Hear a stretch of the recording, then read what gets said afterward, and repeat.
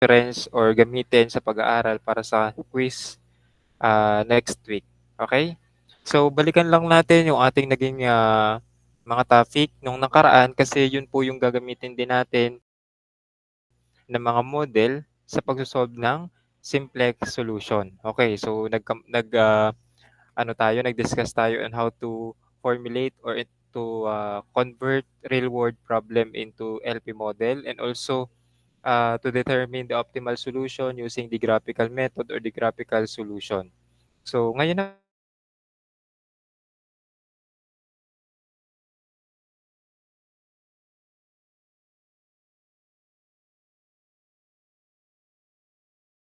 guys, and then ang ating constraint ay similar. Ibig sabihin pare-parehas ang ating constraint na ano ba ang magsasatisfy na inequalities kay maximization kung natatandaan?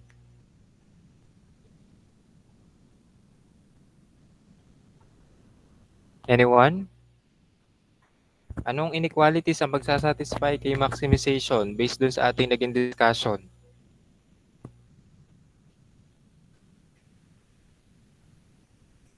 Hindi na agad tanda ang mga na-discuss.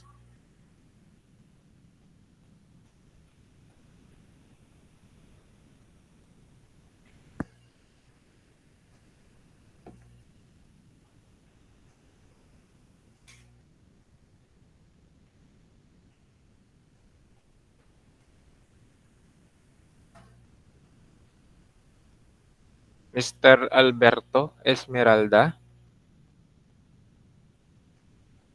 andito ba or absent? Sir, present po. Okay, so Mr. Alberto, anong based dun sa ating naging discussion last time, anong inequalities ang magsasatisfy sa maximization na problem?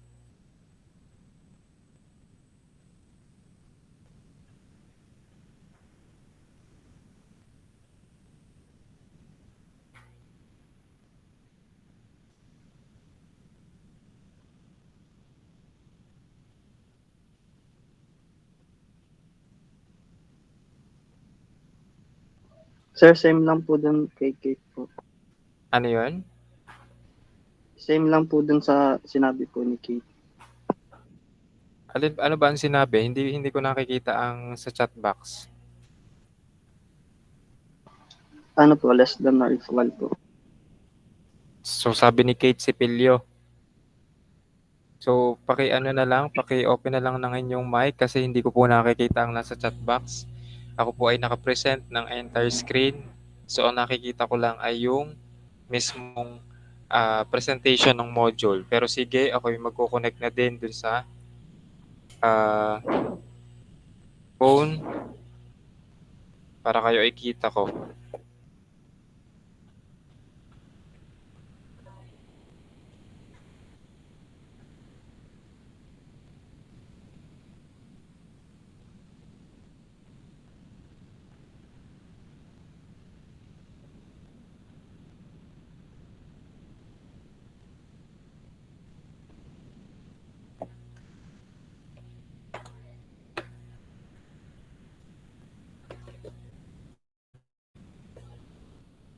Ayan.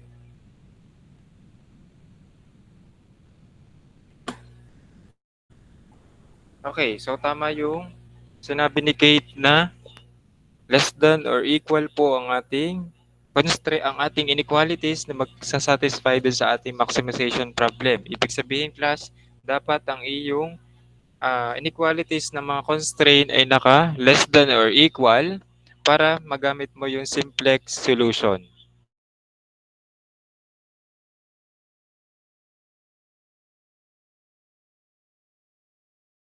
Simplex solution. Okay, so proceed tayo sa definition for simplex method. So the geometric method of solving linear problems or programming problems presented before, and then the graphical method is useful only for problems involving two decision variable and relatively few problem constraint. So, na-discuss natin yung graphical solution or graphical method. Nasabi nga natin, applicable lang siya sa dalawang decision variable. Bakit? Kasi nga, meron lang po tayong x-axis and y-axis. Ano? Ay paano po kung 3 na, 4 na, or 5 na ang ating decision variable? Ibig sabihin, hindi na po tayo pwedeng gumamit ng graphical solution.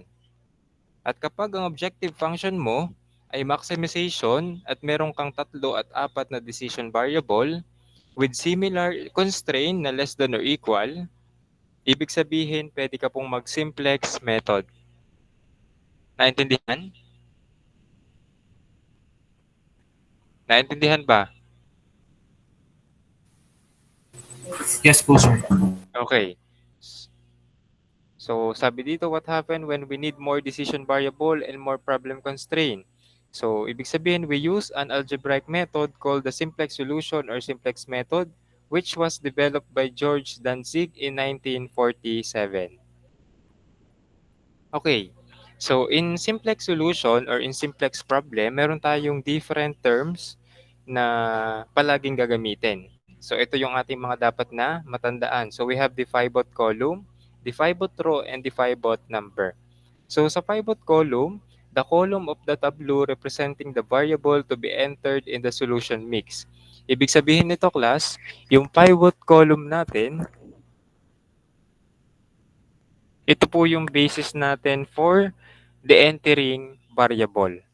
So, paki-note po sa inyong mga notebook or sa inyong mga papel na sinusulatan. So, ang pivot column po natin ay laging basis for the entering variable.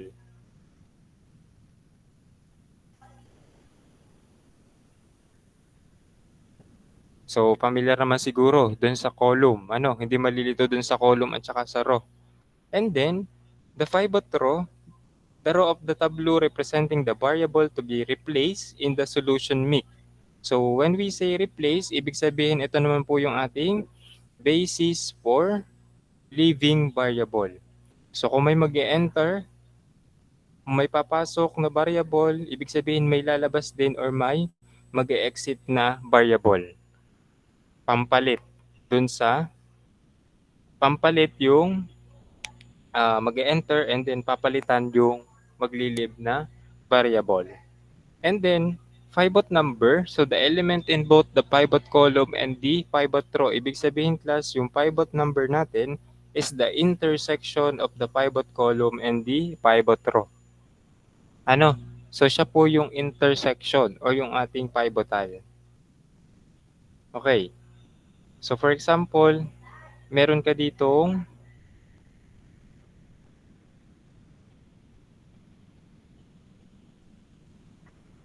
ayan. So, meron kang 6 na column. Column 1, column 2, column 3, column 4, column 5, and then column 6. Let's say ito yung iyong tableau. And then, meron ka ditong row 1, meron ka ditong row 2, at meron ka ditong row 3. So, for halimbawa, based dun sa ating naging reference kung paano ba natin pipiliin yung pivot column, napili natin na ang column 5 ang pivot column natin. Di pwede nyo siyang lagyan ng highlight para matandaan nyo ano ba yung naging pivot column at kung anong variable yung nasa column 5, ibig sabihin siya yung entering variable. And then, yung reference naman natin kay pivot row, yung the minimum positive ratio, ay di, for example, row 1 naman. Row 1 yung ating naging pivot row. Lalagyan mo ulit siya ng highlight or ng pwede mong bilugan, yung buong row 1. And then, yung intersection ng column at row ay yung ating pivot number.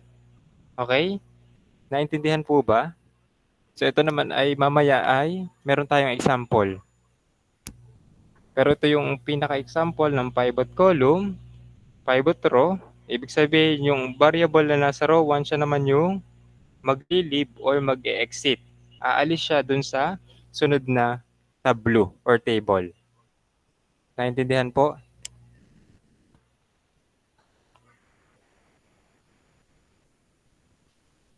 Yes po, sir. Okay, so another term na gagamitin natin dito sa simplex solution is the slack variable. So mathematical representation of surplus resources. So in real life problem, it's unlikely that all resources will be used completely. So there usually are unused resources. So the slack variable represent the unused resources between the left-hand side and the right-hand side of each inequality. Ibig sabihin nito class, gumagana ang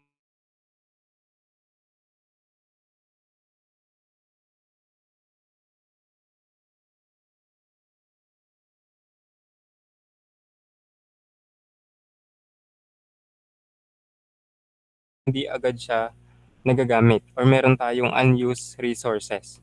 Kaya kailangan nating magdagdag ng slack variable para mag-equal yung ating values ng left-hand side sa right-hand side. Okay? And then basic and non-basic variables.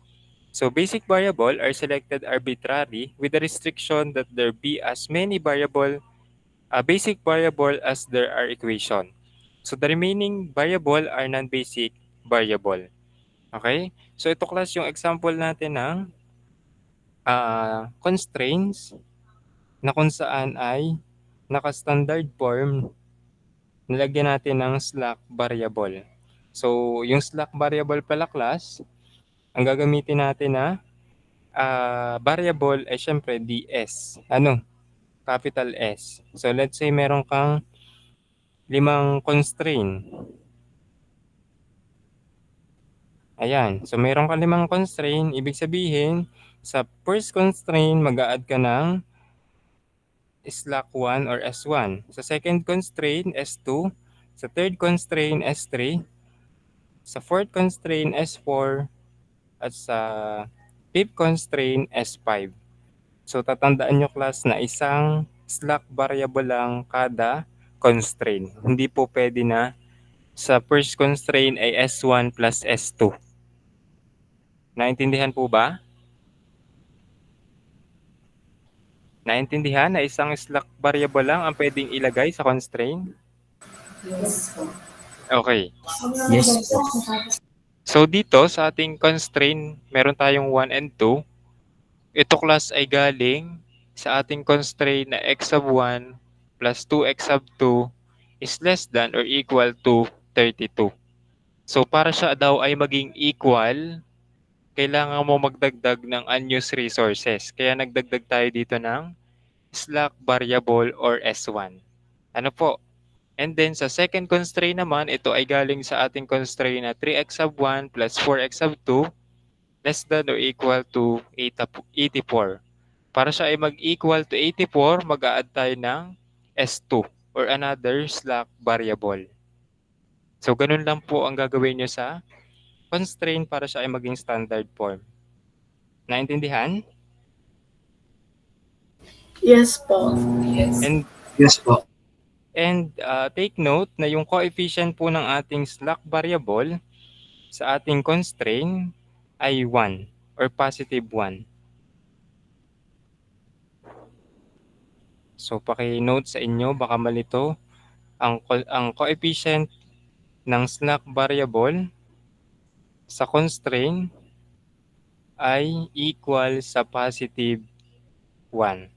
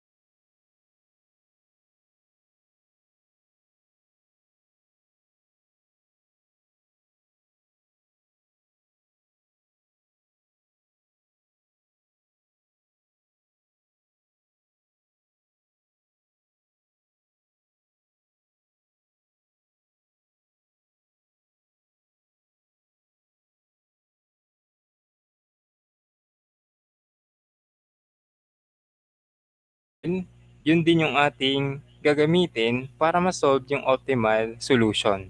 Okay? So, meron tayo dong objective function and also the set of constraint. At yun po yung tinatawag nating standard maximization problem. So, yung atin daw LP model ay ira-write natin into standard form. Okay? And then, i-introduce natin yung slack variable dun sa ating constraint at sa ating objective function to form the initial system. So, parang ito lang. Ito na yung example. Ilalagyan mo lang ng slack 1 or S1 para sa first constraint, S2 para sa second constraint, at kung meron ka dyang another constraint, edi meron kang plus S3. Okay? So, yun po yung ating constraint. And then, yung S1, S2, at S3, idadagdag lang po natin sa ating objective function. Let's say, halimbawa, meron kang objective function na maximize A is equal to x sub 1 plus x sub 2. And then, meron ka ditong dalawang constraint, S1 plus S1 and S2. E di lalagay mo lang plus S1 plus S2. So, ito na po yung ating sa objective function. Okay? So, balik tayo sa procedure. So, after po nating ma-convert or ma-transform into standard form, ang sunod natin gagawin is to write the initial simplex tableau. Okay? So, kailangan nating mag-form ng table or tableau. At yun po ang ating step 1. Ano? And then, after po nating makagawa ng table, puproceed po tayo sa step 2. Meron tayong decision. May tanong dito, are there any negative indicators in the bottom row? Ibig sabihin, class, dito sa step 2, meron bang negative value dun sa ating bottom row or dun sa ating last row? So, kung meron, class, kung yes, kung merong negative, magpuproceed ka sa step 3. Pero kung lahat na yan ay positive, ibig sabihin, ang decision mo na ay to stop the computation. Kasi the optimal solution has been found. Kaya nga sabi kanina dito, if a basic solution has no negative values, then it is a basic feasible solution. Ibig sabihin, optimal na po ang solution, yun na yung basic feasible solution. Pero, kung meron pang negative, ay dito tayo. Puproceed tayo dito sa step 3. Kung may negative value, step 3 yan, select the pivot column. At yun na po yung ating diniscuss kanina na term na kung saan ang pivot column, siya yung basis natin for the entering variable. So, tatandaan. Kasi, kapag may negative, ibig sabihin, kailangan natin ng entering variable na basic variable na mag-e-enter sa ating next na tableau. Okay? And then, after makapag-select ng pivot column, ang atin po class na reference sa pivot column, let's say, di ba dito, nakita natin na meron daw tayong mga negative na indicators. So, let's say ito yung ating bottom row. Meron tayo ditong bottom row. Ayan. Ito yung last row natin, J. Kunwari, ito ay 0, ito ay negative 2, ito ay negative 11, ito ay 15, ito ay 6, at ito ay 7, at ito ay 120. Okay, so yan yung ating bottom row. So, are there any negative indicators in the bottom row? Yes or no? Kung naintindihan natin discussion. Are there any negative indicators in the bottom row? Ito po ang ating bottom row. Yes. Meron ba? Yes po. So, yes. po. Ibig sabihin, proceed tayo sa step 3 kasi meron tayong negative 2 at negative 11. Tama? Yes po. Yes po. So, select the pivot column. Pipili ka dito sa column ng may negative 2 at negative 11. At ano ang reference natin? the most negative value. Ano pag sinabi nating most negative value? Alin ang most negative value dyan? Negative 2, negative 11? Negative 11. Okay, ibig sabihin class, yung column na to, yung nasa negative 11, ito po yung ating pivot column. Naintindihan? Yes, sir. Naintindihan po? Yes, Okay. po. And then, after ma-determine yung pivot column, proceed sa step 4. May question na naman dito. Are there any positive element in the pivot column above the dash line? So, ito po yung ating pinaka-dash line. Ayan. So, let's say, ang value mo dito ay negative 5, negative 2, negative 3. So, let's say, puro negative.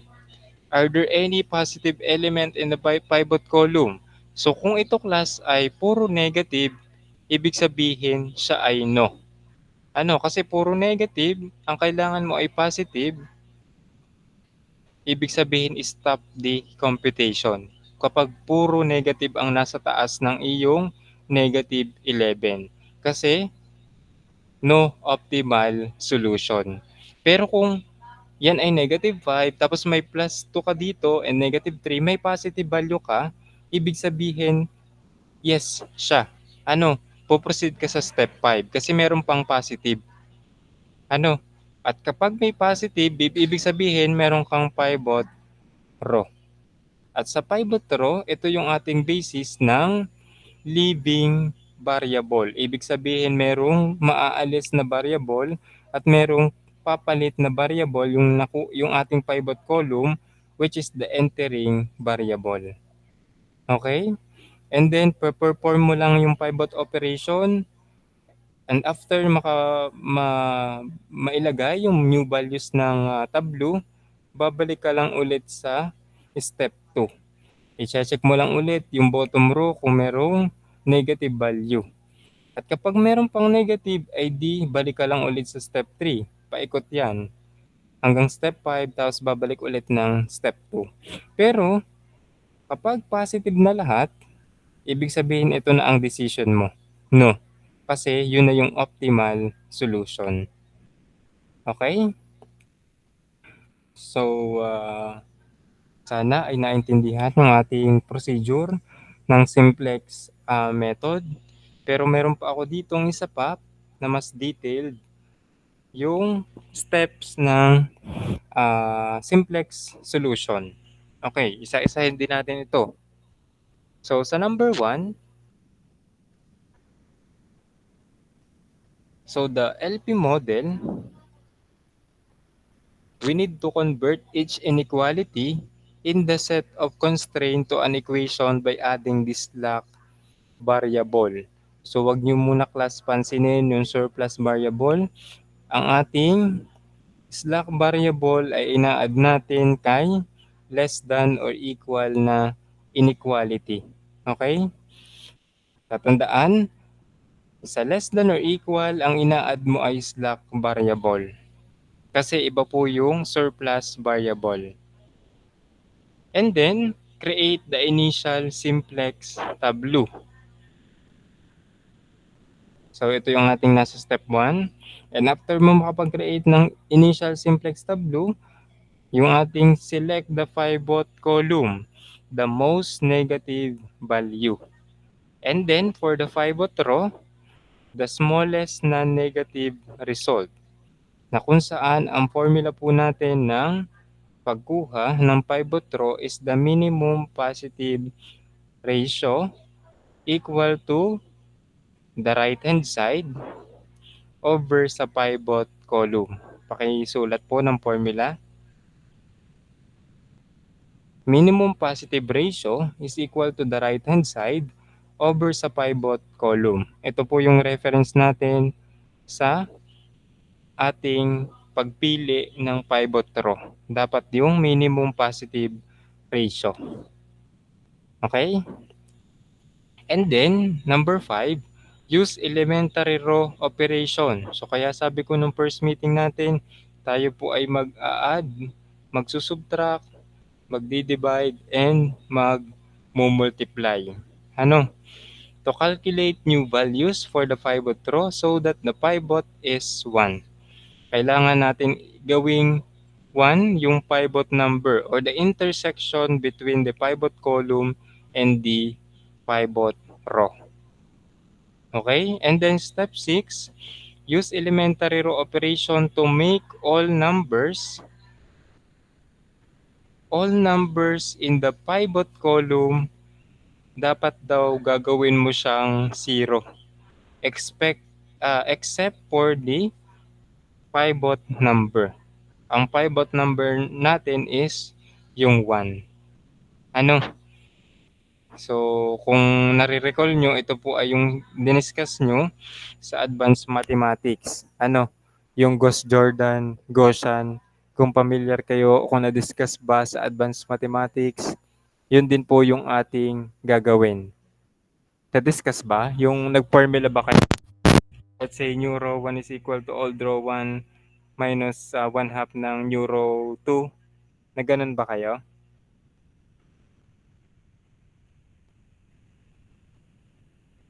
O3?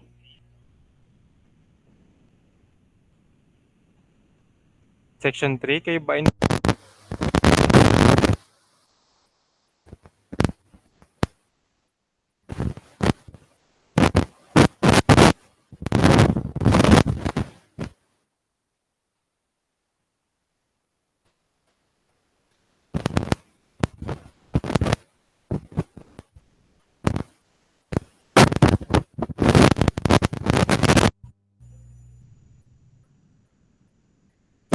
ba?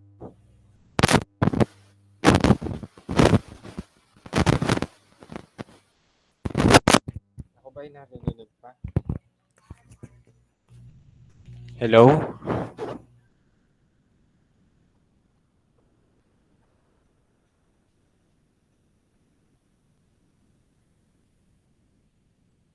Nasaan na ang mga section 3? Ba't parang wala nasagot?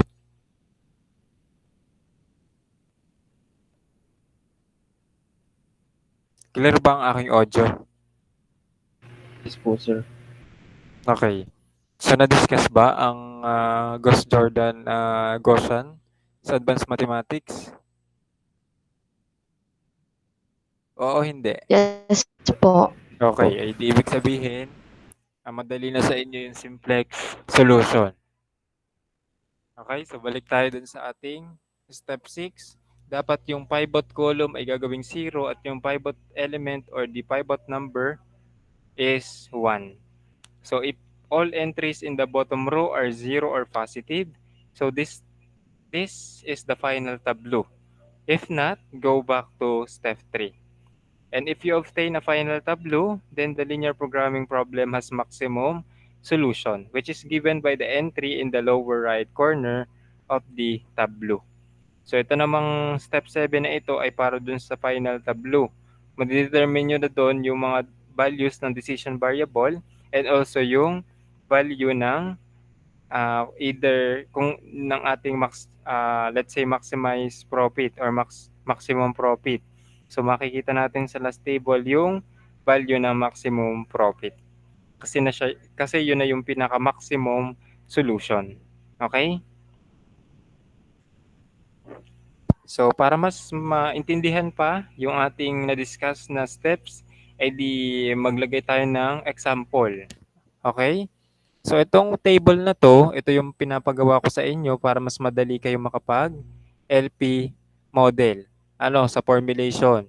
So gagawin nyo muna ng table bago nyo ilagay sa LP model. So ito ang ating table. Meron tayong dalawang decision variable, x of 1 for table and x of 2 for chairs. And meron tayong dalawang constraint, the carpentry and the finishing. And then ang objective natin is to maximize the profit. So profit for table is 70 and profit for chairs is 50. So unahin natin ang objective function. Ibig sabihin maximize z is equal to 70x of 1 plus 50x of 2. So ito yon. Profit is equal to 70 pero ang ilagay nyo na dito ay the maximize z. Kasi yun yung ating common na ginagamit. Okay? And then for the set of constraint, ito, kukunin lang natin sa ating table 4x sub 1, 3x sub 2. Since hanggang 240 lang daw ang available, kaya siya ay less than or equal to 240.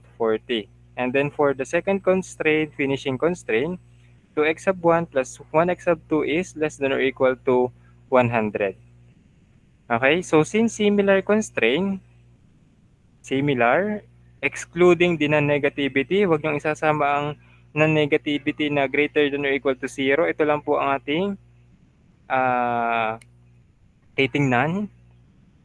And then maximization ng ating objective. Ibig sabihin pwede siyang simplex or pwede siyang isolve using the simplex solution.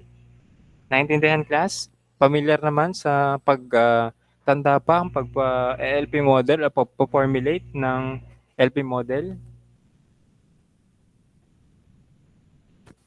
Tanda pa ba? Yes. Okay.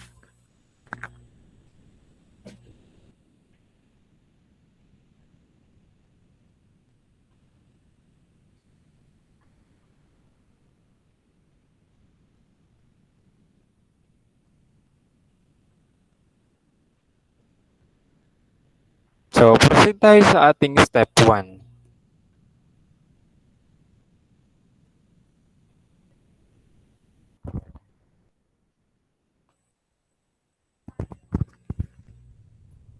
Pasabi na lang nga pag hindi okay ang audio. Okay, so step 1 natin. So, write the maximization problem, yung ating LV model into the standard form including slack variable. Okay. So, ang una nyo class gagawin ay yung sa constraint. So, yung ating sa constraint, mag-a-add tayo ng slack variable para siya ay maging standard form. So, unahin natin itong first constraint. 4x sub 1 plus 3x sub 2 is less than or equal to 240. So, yung standard form niya ay 4x sub 1 plus 3x sub 2 plus S1 is equal to 240. So, yan lang po ang ating constraint 1. Nag-add tayo ng S1. Naintindihan? Okay, so how about the second constraint? 2x1 plus 1x2 plus S2. Hindi ka na pwedeng mag-S1 ulit kasi nagamit mo na sa first constraint. So, equal sa 100. At ano nga ulit ang coefficient ng ating S1, S2? So, ang coefficient po natin ay 1. So, may pagkakataon class na ang ating constraint, baka may makita kayong other references, pwede din kasi siya na 4x sub 1 plus 3x sub 2 plus S1 plus 0S2 is equal to 240. And then, 2x sub 1 plus x2 plus 0S1 plus S2 equal to 100. Ang ibig sabihin lang po nito class ay wala tayong S2 sa first constraint kaya 0 ang ating coefficient ng S2. Pwede siyang ilagay, pwede din naman na hindi. At sa constraint 2 naman, pwede kang maglagay ng S1 and then ang coefficient niya ay 0 kasi hindi naman siya makaka-apekto dun sa ating equation. Pero sa akin ay ganito na lang ang nilalagay na constraint. Kung ano yung slack variable niya ng constraint na yun, di yun lang ang ilalagay. 4x sub 1 plus 3x sub 2 plus S1 is equal to 240. And then 2x sub 1 plus x sub 2 plus S2 is equal to 100. Okay? Kasi diniscuss ko lang din to. Baka may makita kayong other reference kapag kayo naghanap ng reference, other references na may mga ganitong nakalagay. Ano po? Naintindihan? Okay. So after nyan class, So sabi ko kanina, kapag naglagay ka dyan ng S1 at S2, ilan ba ang iyong slack variable? So dalawa ang ating slack variable. Ano? Yung dalawang slack variable, i-add natin sa objective function. So dito, meron tayong maximize z is equal to 70x sub 1 plus 50x sub 2 plus S1 plus S2. Okay? Pero, ano po ang coefficient natin ng slack variable pagdating na ng objective function? 1 pa ba? 0 po. Okay. So, 0 po ang ating coefficient. Kasi, dapat hindi siya makakaapekto dun sa ating objective function. Ano? Kasi ito ay profit. Kung halimbawa ginawa mo yung 1 at base sa iyong final tableau, ang value ng iyong S1 ay 300, eh di ibig sabihin madadagdagan ang iyong profit. So mali. Kaya dapat ang coefficient mo ng slack variable pagdating ng objective function ay 0. Kasi kung mag S1 man ay 300 sa iyong final tableau, kahit i-multiply mo pa siya sa 0, hindi nakaapekto sa profit. Naintindihan? Ayun, kaya sabi ko kanina sa inyo ay tatandaan nyo na ang coefficient ng slack variable sa constraint ay 1 kasi magkaiba po ang coefficient sa objective function. 0 na po sa objective function. Okay? At kapag nalagay nyo yung class ID, i-equate nyo lang siya sa 0 or gagawin nyo siyang standard form. So ano po ang standard form niya?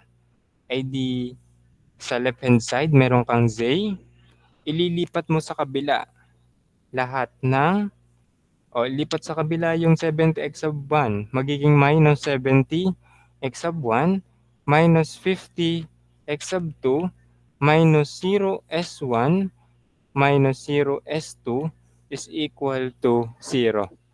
Inilipat ko lang po sa kaliwa. Nagets ba?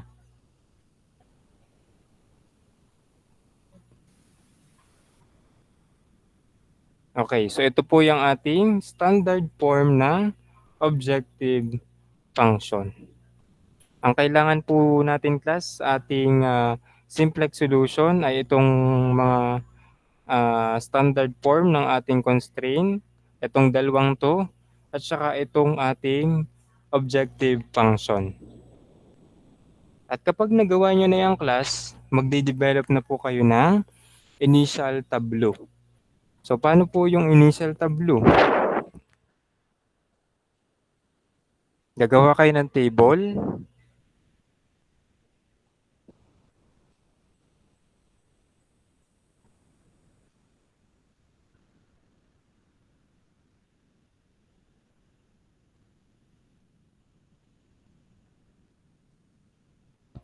So, gawa tayo ng table.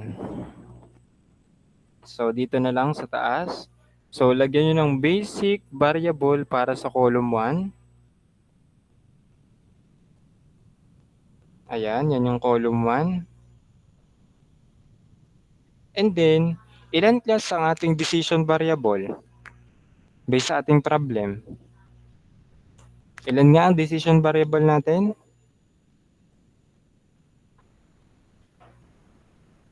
Nalimutan na yata ang decision variable. Yung po i-discuss natin ng LP formulation at nung graph sa graphical. Ilan ba? Dalawa po. Okay, so meron tayong dalawang decision variable, x sub 1 and x sub 2 para sa tables and chairs. Ibig sabihin class, lalagay mo dito second column yung x sub 1, third column yung x sub 2. At ilan po ang ating slack variable? Dalawa din. So gagawa tayo class ng matrix. So S1 and S2. And after nyan, ay di lalagyan nyo sa dulo ng RHS para sa right hand side. Okay?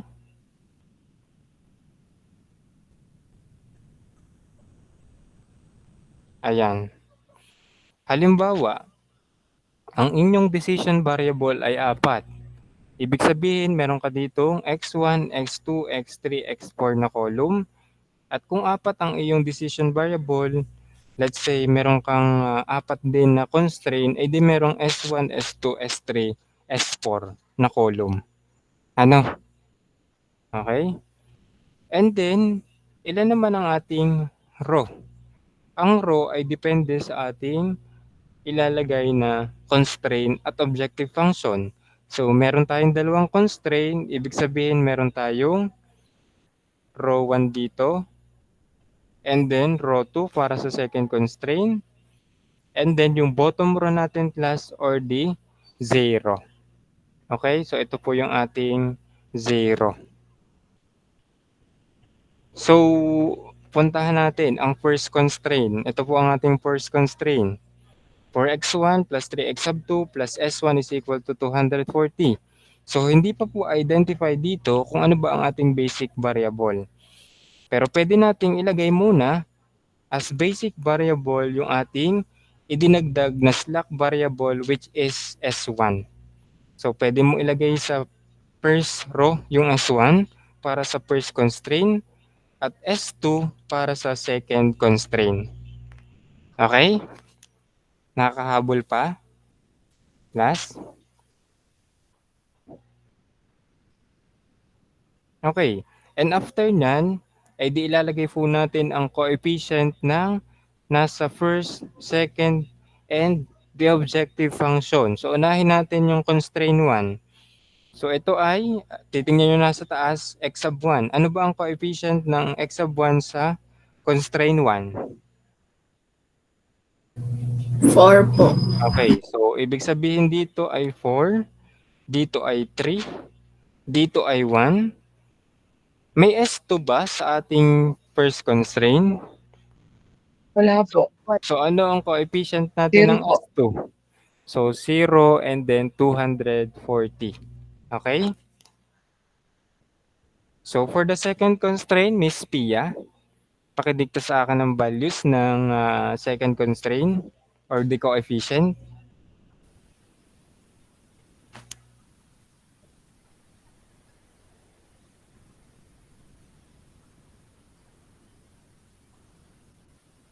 Kukunin mo lang yung coefficient nung nasa second constraint. Coefficient po ng rinig po. Oo.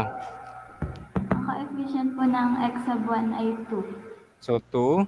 Ang x sub 2. 1 po. Ang S1. 0 ay 0 nga po. 0. Plus 1 po sa S2. Okay, and then 100. po. Okay, so thank you. And then class, yung ating z, ito naman yung nasa objective function. So since na-equate na natin siya into 0, ilalagay lang natin. So z minus 70 minus 50, then 0, kasi wala naman tayong negative 0, 0, and then 0. At ito na po class ang ating tinatawag na initial tableau. Ano? Yan na po ang ating initial tableau nung ating problem. Question.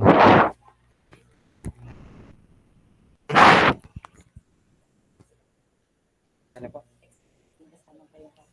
Kasama daw po. Saan doon pa din po sa stereo? Sige ma'am, para lang pong tatapusin. Lahat po.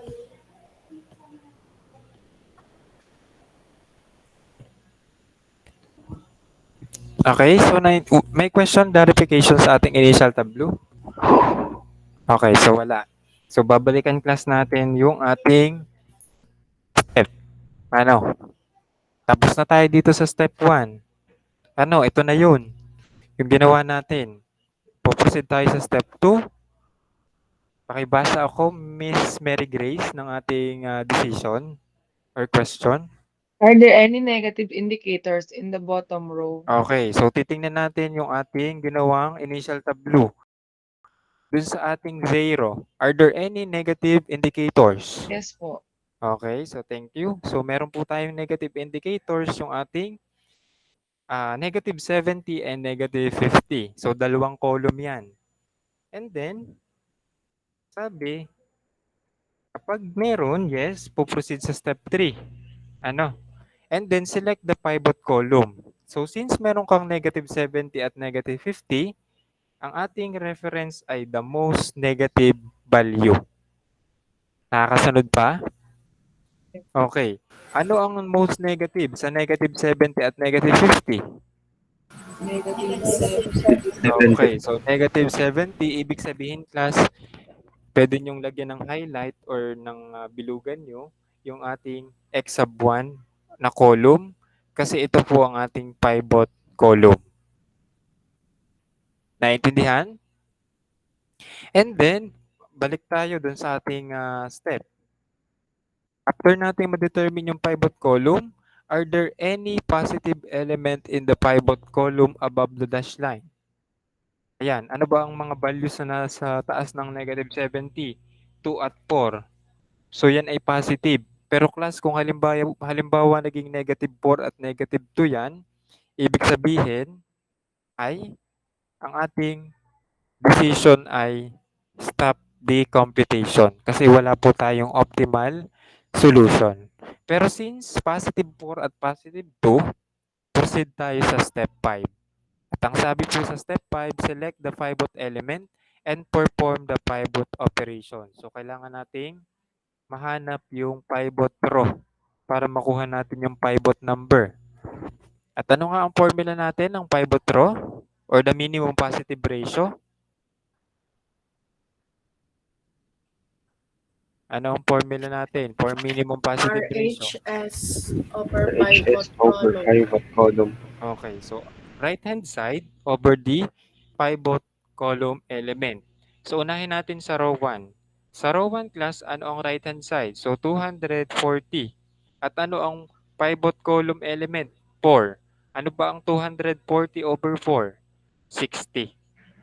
And then sa second row, 100 ang right-hand side at 2 naman ang pivot column element. Equal yan sa 50. At ano class ang minimum positive ratio? Pinakamaliit na positive value. Alin ba ang mas maliit? 60 or 50? 50 po. Yung 50. Po. Ibig sabihin class, yung row 2, yung ating pivot row. Ano?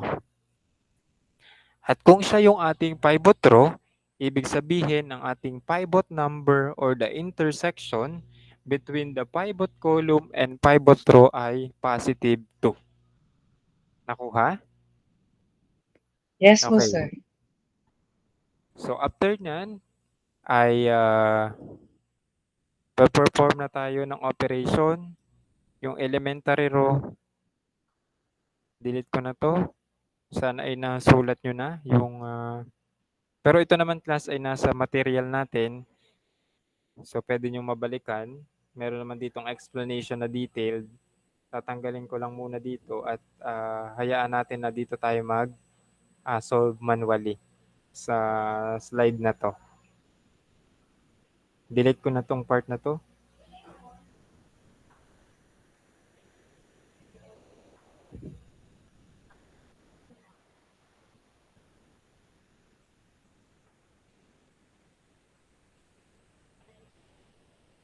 Okay. So, balikan lang class natin yung yung number 5. Balik tayo sa number 5 kasi tapos na tayo sa pag-determine ng pivot row. So, pakibasa ako, Miss Veronica. Pakibasa ako ng step 5 natin.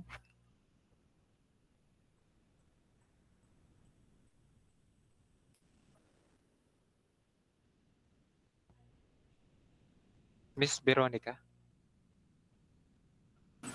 Use, sir, ako nga po, ano po?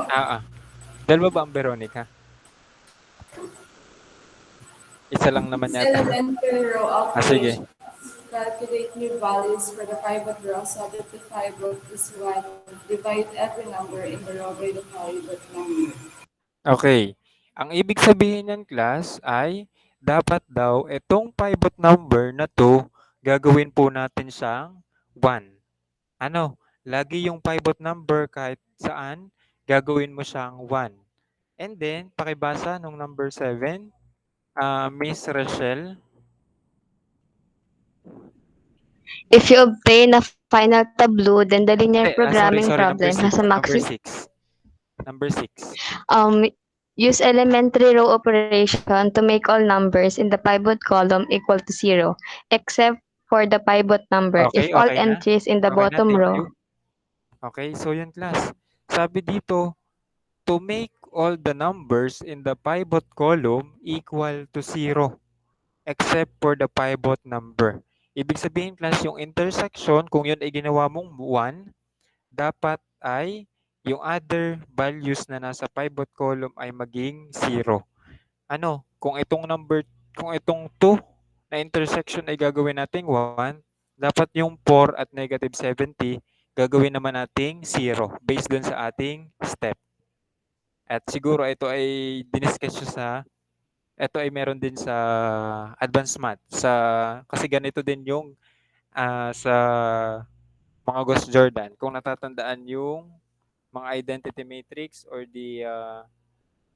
let's say 1 yung 1 0 0 0 1 0 0 0 1. Ano? So, 'di ba 'yan yung sa ating matrix? So, parang ganyan lang din po 'yan. Ano? Okay. So, gagawa ulit tayo class ng tableau para sa first iteration natin. So, gawa ka lang.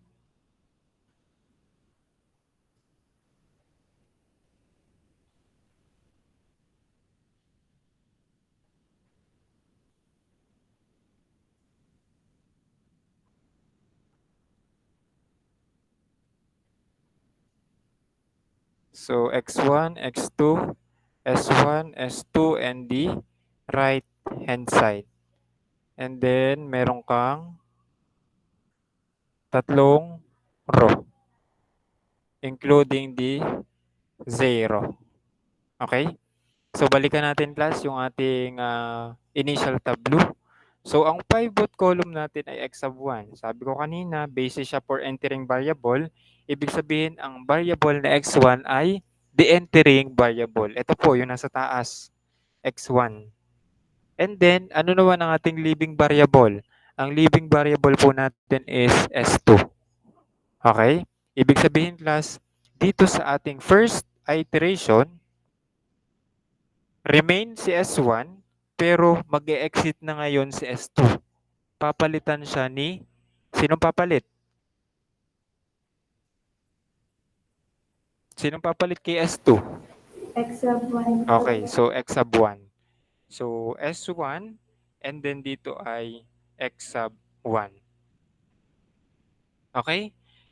And then, kung saan merong entering variable, so doon ka mag-i-start ng new values. Kasi nandito po sa ating second row yung ating pivot number. At ang pivot number po natin is 2. So anong magiging formula para maging value na 1, yung 2?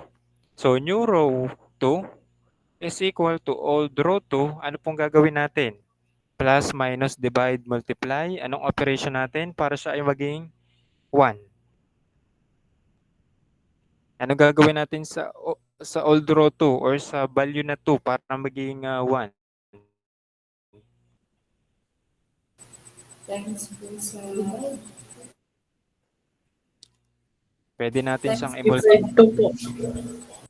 Pwede natin siyang i-multiply sa 1/2 or pwede nating i-divide into 2. Tama? So, i-divide natin siya into 2. Okay, so ito po ang ating formula. Ngayon, i-divide natin lahat ng nasa old row 2 into 2. So, kunin ko muna ang mga old row 2. Ang values natin ay 2, 1, 0, and 100. And then, i-divide.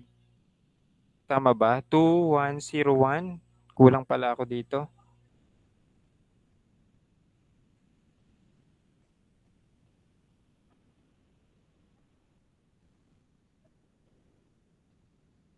Ayan, yan yung mga values ng old row 2. And then, i-divide daw siya sa 2.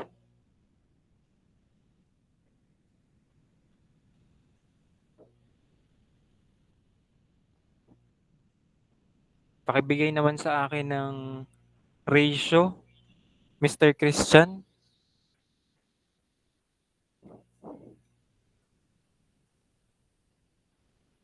So, 2 Yung divide ano po, 2 is, 1 po. and then,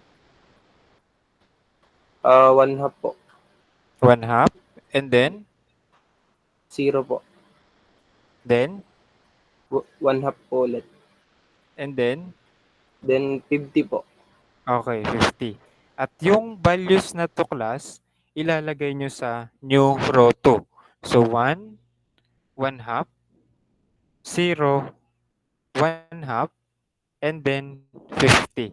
At yun na po ang bagong values sa first iteration ng tableau. Nasusundan ba? So, thank you, Mr. Christian. Nasusundan? Okay. So, next. Paano naman po natin gagawing 0 yung mga pivot column natin or values na nasa pivot column, yung 4 at negative 70. Unahin natin yung ating new row 1. So, kapag class hinahanap mo ang new row 1, dapat alam mo muna yung value ng old row 1. So, lagi yung magkasunod. So, let's say new row 4, ay di dapat equal yan sa old row 4, tapos saka ka maglagay ng operation. Okay? So, new row 1 is equal to old row 1. Ang old row 1 po natin ay 4. Anong kailangan natin gawin para siya ay maging 0 with reference to the new row 2? Anyone? Kung tanda pa ang pagpo-formula sa advanced math. May nakakaalam na ng formula?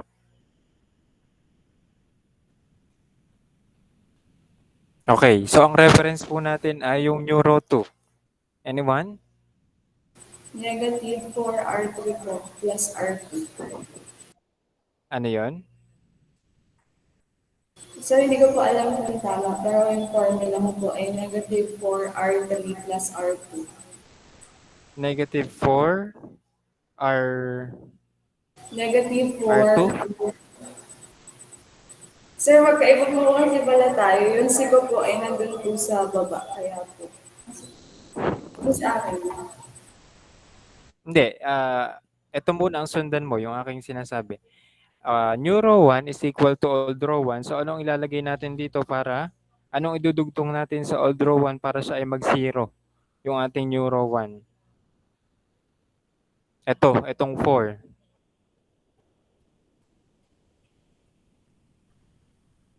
So, ang ilalagay po natin class dito, kung ito ay 4, ay di minus 4 ng new row 2. Sabi ko nga kanina, reference is row 2. Kasi ang new row 2 nyo po is 1. Pag minultiply mo ang 4 sa 1, ibig sabihin 4 yan, magsisiro ngayon yung ating value na 4. Okay? So ngayon, ano ang ating mga old row 1? Pakidikta po ng ating old row 1, Miss Lisel. Pakidikta ng ating old row 1. 4, 4, 3, 4, 3, 1, 0, 240. 0, and okay, so 240. And then, ima-minus daw po natin yan sa 4 ng new row 2. Ano naman ang ating new row 2, Miss Christine Kate?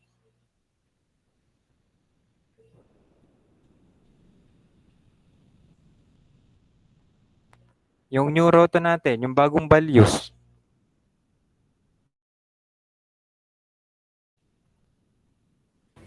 One, 1/2, 0, 1/2, and 50 po. Okay. So yan, nilagay natin. So pwede kayong magganito class para hindi magmali ang inyong mga values. Kasi once na nagmali kayo ng sign or any value, malaki po ang impact nun sa inyong magiging optimal solution. Okay? So, kunin natin ang difference. Pakikuha ng difference, Miss Mariel.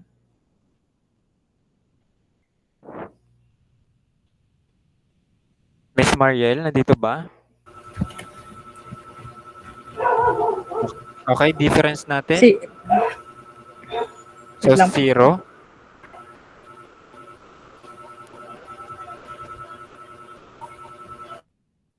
Okay, so 0 and then?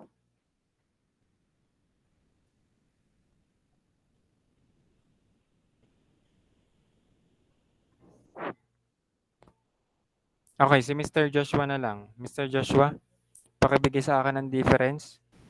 Yes po. 0, 0, 1, 1, 1, 1, negative 1, negative 1 or negative 2? negative 2 po. Negative 2. Oh, negative Tapos 2. po ay 40. Okay, so thank you. So 0, 1, 1, negative 2, 40, ilalagay po natin dito. 0, 1, 1, negative 2, and 40. Okay, so yan na po ang ating new values ng row 1. How about the new row Z? New row Z is equal to old row Z. Alam mo, ang old row Z mo is negative 70. Paano po natin gagawing 0 yung negative 70? With reference to the new row 2. Anyone?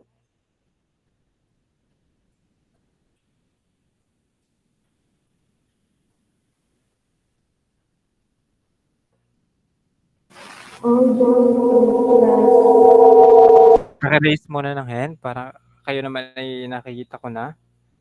Para kita ko ang pangalan. Miss Pia. Old row 2 plus 17, new row 2 po. Okay. So, new row Z is equal to old row Z plus 70 ng new row 2. Ito class ay Z ha. New row Z yan. Okay, so thank you. And then, aalamin natin class ang old row Z. So, pakidikta sa akin ng values ng old row Z, Miss Paula. Negative 70, negative 50, 0, 0, 0. Okay. Thank you. And then, ipa-plus daw natin sa 70 ng new row 2. Ang new row 2 natin is 1, 1 half, 0, 1 half, and then 50. So, pakikuha ng sum, Mr.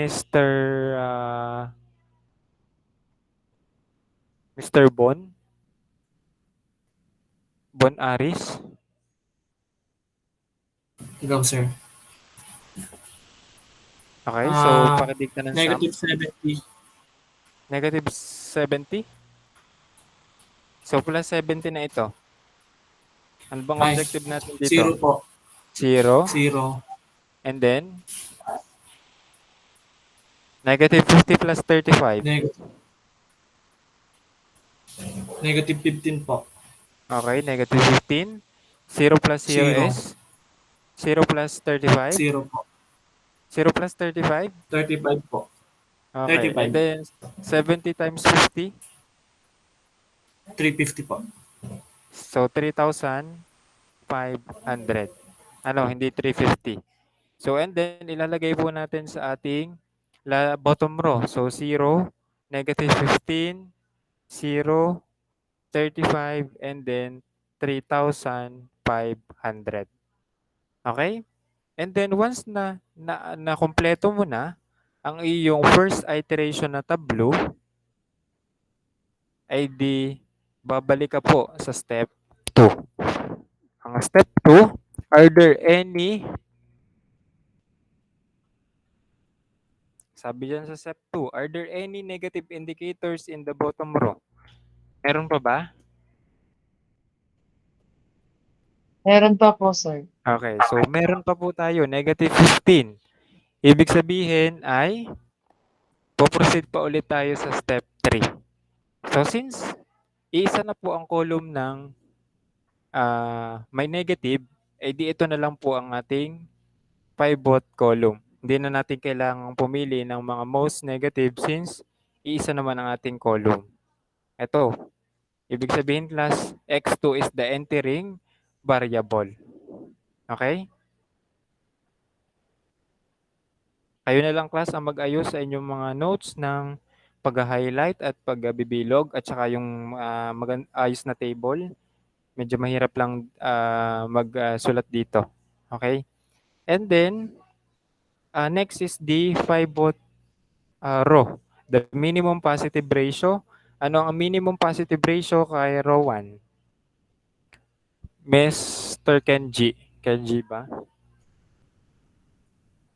Mr. Kenji, anong ating minimum positive ratio sa row 1?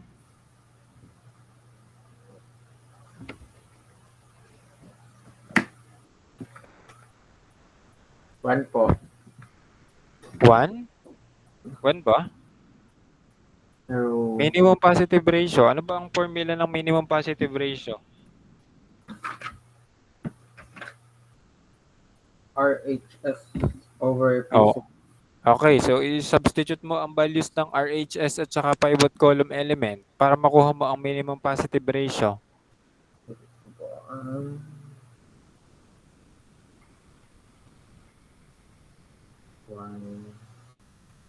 Anong na-substitute mo ba?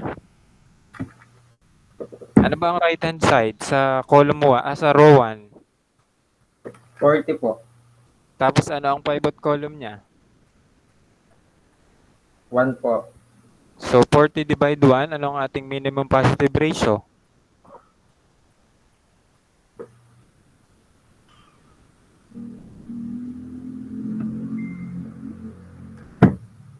$40 divide 1? 40 divide 1 po ay 40 po. Okay, so ang minimum positive ratio natin ay 40. How about sa second row? 1 half. Okay na, Mr. Kenji. Miss Samantha. Thank you, Mr. Kenji. Miss Samantha, how about the minimum positive ratio for the second row? 50 over 1 half po. Okay, so ano 50 over 1 half? Wait lang po. 100 po. Okay, so 100. So baka ang iba ang kuha ay 25. So hindi po ito 2. Ito po ay 1 half. Ibig sabihin mas lalaki pa dapat. Ano? Okay? So ano ang minimum positive ratio kay 40 at 20 sa dalawang value? 40 or 100? 40 po. 40 Okay, po. ibig sabihin, row 1 yung ating pivot row. Yan, pwede mong lagyan. And then, ang intersection natin ay yung 1.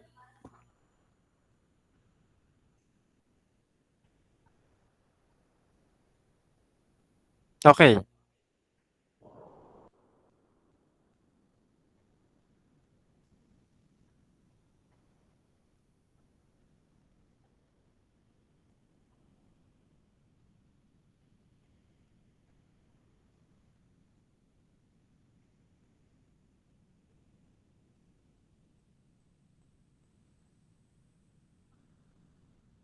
So, ganun lang ulit class ang gagawin.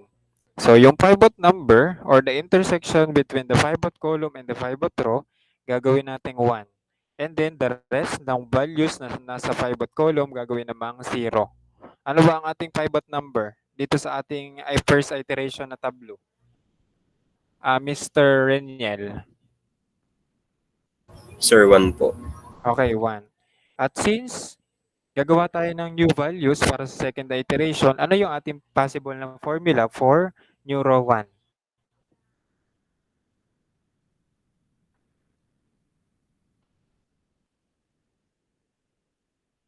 Okay, so gawan ko muna ng bagong table.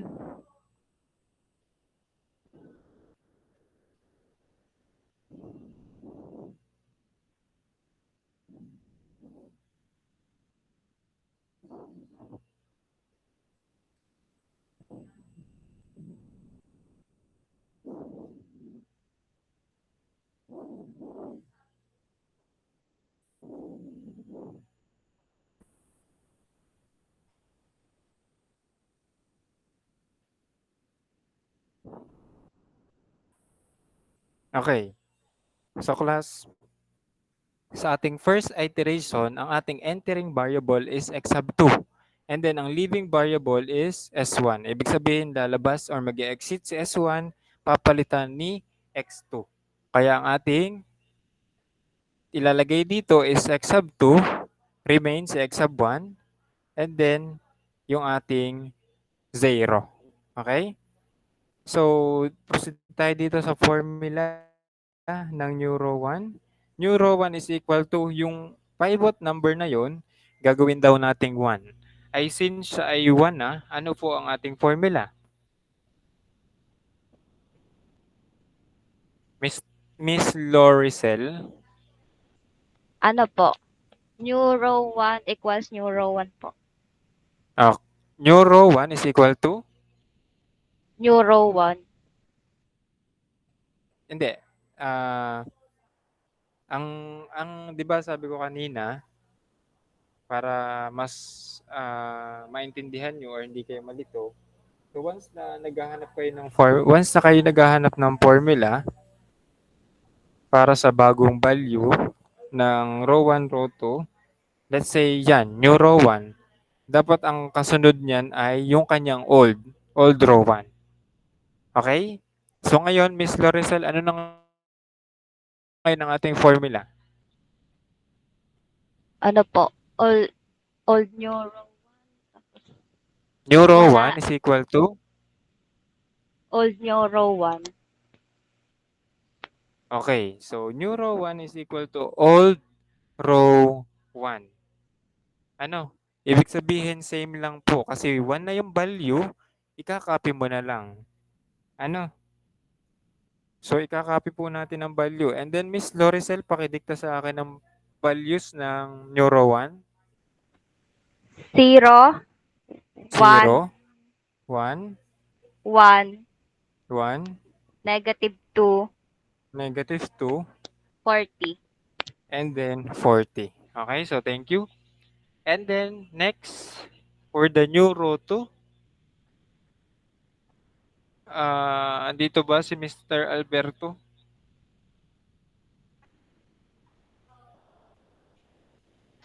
Dito po, sir.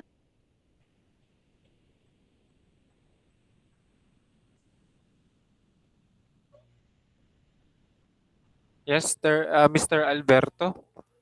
Sir, dito po, sir. Ano ang ating formula for new row 2?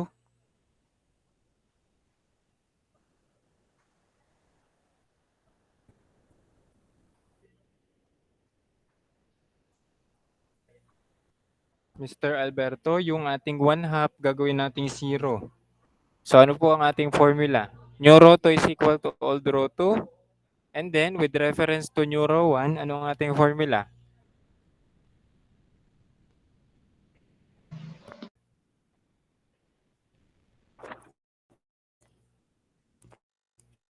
Okay, so anyone from O3? Ano po ang ating formula for new row 2? Raise your hand.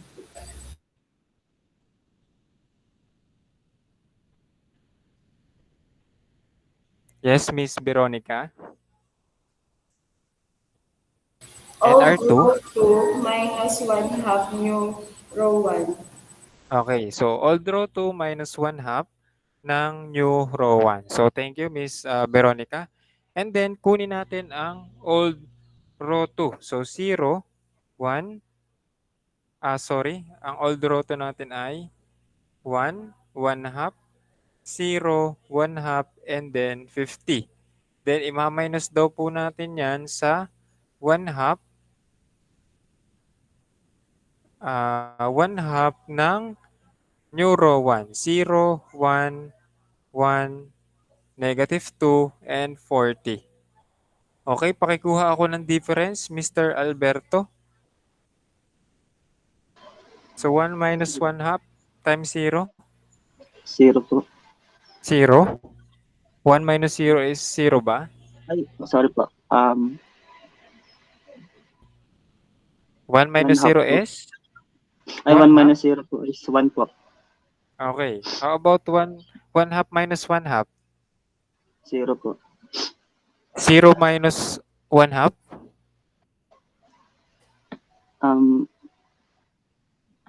Zero po. Again, 0 minus 1 half times 1.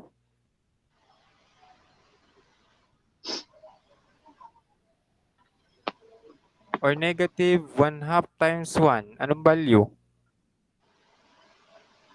Negative 1 po. Okay, so negative 1 half. How about 1 half plus 1? Ano ang 1 half plus 1?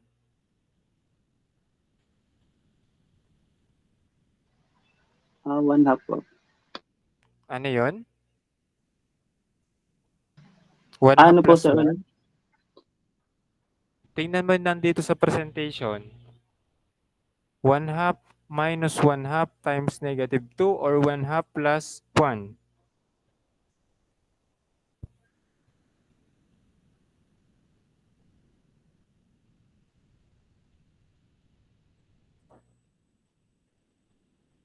Okay, so the answer is 3 halves.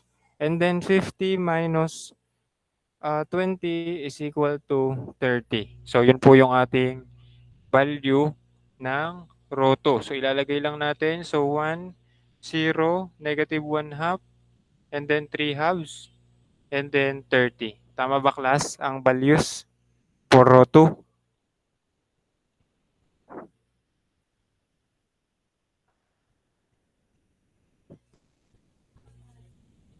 Yes. Okay. And then for the new rosé, ano naman po ang formula natin for new rosé? Yung negative 15, gagawin nyo po siyang 0. Anyone?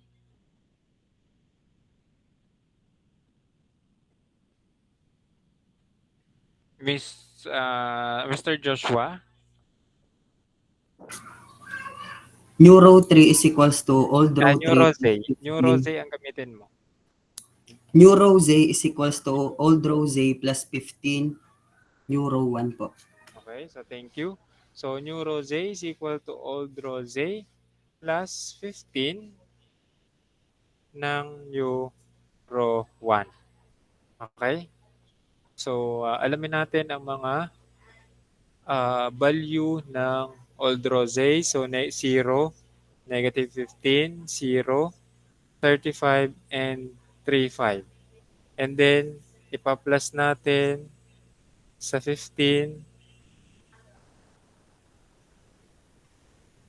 ng new row 1. So 0, 1, 1, negative 2, and 40. Okay, so 0 plus 0, 0. Negative 15 plus 15, 0. 0 plus 15 is 15. 35 plus negative 30 is 5. And 35 plus 600 is 4,100. Okay? So ngayon, after nyo ma-prepare yung second iteration na tableau, proceed ka ulit sa step 2. Are there any negative indicators? Yes or no? No po. Okay, so no since lahat po ng nasa 0 ay positive na. Ano, at kapag yan ay positive na, ibig sabihin po ay nakuha nyo na po ang optimal solution or the basic feasible solution.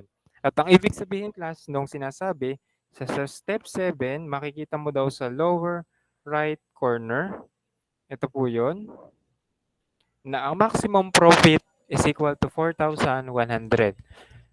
Or the company needs to produce 30 X sub 1 or 30 tables and 40 X sub 2 or 40 chairs in order to maximize profit into $4,100. At doon na po nagtatapos yung simplex solution kasi nakuha na natin ang optimal value. Okay? So naintindihan ba yung ating example?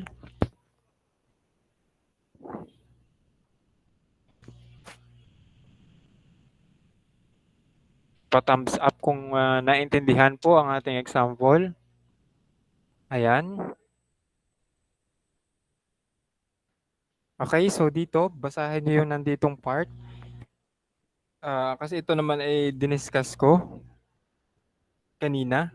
So, dito lang class, patingin dito sa table. May simplex solution kasi na isinasama pa din itong part na to, na column. Pero sa akin ay hindi nakasama. Ano?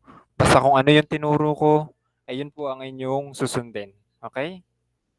So ito lang, the basic variable, the x of 1, x of 2, s1, s2, and the right hand side. Okay?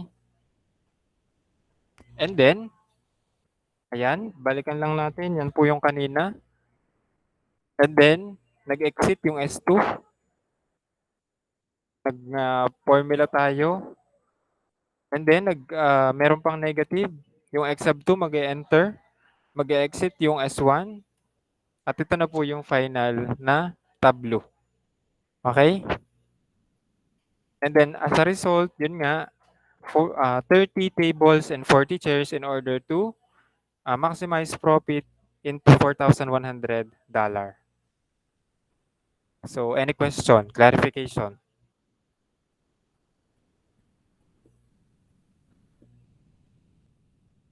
May question ba? Clarification? Okay, so kung walang question, so balik class, yung other sample problems ay magpiprepare ako ng recorded discussion. Pero isesend ko na din itong material agad sa inyo. Ako lang ay need pumunta sa exit meeting ng sa accreditation.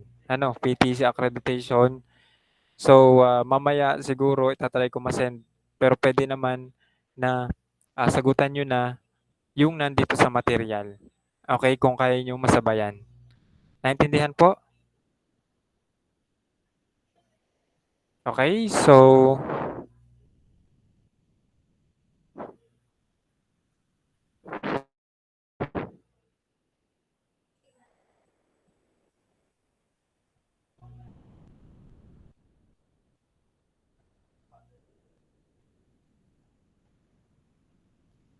okay, so pa-wait na lang mamaya nung recorded discussion. Pero pwede kayong sumabay or aralin nyo na pagka-send ko nung material yung other sample problem. Kasi nandun na din naman po yung kanyang solution. Okay, yung explanation na lang yung kulang doon. Pero kung kaya nyo naman siyang intindihin at kung kaya nyo na siyang gawa ng formula, edi mas better. Para din na preparation nyo na for quiz next week.